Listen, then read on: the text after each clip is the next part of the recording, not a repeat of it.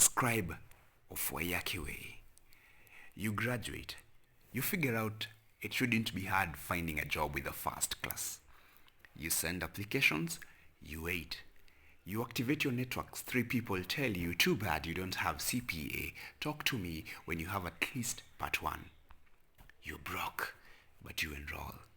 You do odd jobs, IBC clerk, online writing, insurance sales. And one application is answered, management trainee, 45k a month.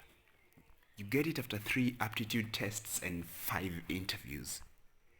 You quickly realize there is nothing management or trainee about it. It's work. Then HELB sniffs your newfound economic province. They send your employer a task letter. Alas, all other management trainees have a master's, so you enroll. As for the fees, God will make a way. Between work, school, dating, Twitter and Instagram, you're always exhausted. CPA results come out. You call the guy who told you to get it. He says his company is downsizing. There is a freeze on hiring. You continue excelling at your job, quite literally, because your work is primarily feeding data into Excel-like sheets. You get confirmed. Your salary is 80,000, pensionable. You are thrilled. You text your girlfriend. You move to Ruaka. Your girlfriend gets pregnant. You are incredulous, but you take it like a man. Boom, the kid is coming. Thank God you have health insurance at work. Births are extortionists in this Nairobi. You need a car. For taking the baby to the clinic, you say. So you take a car loan. You buy a Golf. Payments are 28,246.55 a month. Manageable, you say. The baby comes. Emergency CS. The bills overshoots limit by 43k. But a baby is a blessing, and your mother couldn't be happier. You quickly discover how ridiculous expensive diapers are. Yes, ridiculously expensive. But changing them is always a good sign. It only means the baby is feeding. A few things are needed for the house. A bigger fridge, sofa, and a good TV. It will take a small loan, but it's worth it. Now, your wife reminds you that friend and foe will be visiting to see the baby. Cash flow is getting tight. You are taking it like a man with a little clandestine help from Tala and those other mobile apps. Your wife, her company sends her a letter, redundancy notice. It dawns your salary will not sustain the family. You need a side hustle. You take out another loan and venture into farming. Well, you were stressed out. After taxes and loan, then rent, you have exactly 6,254 and 2 cents left. You are paranoid, irritable. Your wife says the baby needs baby-friendly vaccines, which of course are not covered by insurance. It doesn't matter, she says. You blow a fuse. A cold war is waged. You relent. Against your better judgment, you will do anything for your baby. On the other side, your farming venture starts off well.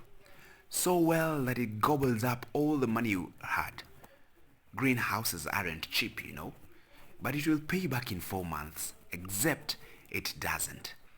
It goes tits up. It's a praise all the time. You are nervous, but your boss easily gives you a pass. You suspect it's because he sends you to fetch his lunch. He's only reciprocating. You get a raise. It's not much, but it's a raise. You don't mention it to your wife, of course. You haven't spoken in days anyway. There is a Harambe in your village church, and you've been asked to be the guest of honor. You want to scream no. Instead, you smile and say, it is fine. A few people also task you with finding employment for their children at your big company. You tell them, get CPA. You feel an inexplicable sadness, a nagging tiredness. You Google signs of depression. Your neck deep in debt, your feet barely touching the sand, you are suspended in the water, desperate, quickly losing grip of your life. Your mother is pestering you to get another baby. She can't believe you eat all that money, just the three of you. And your golf develops problems. You buy a new gearbox. It is installed. Then the mechanic calls you.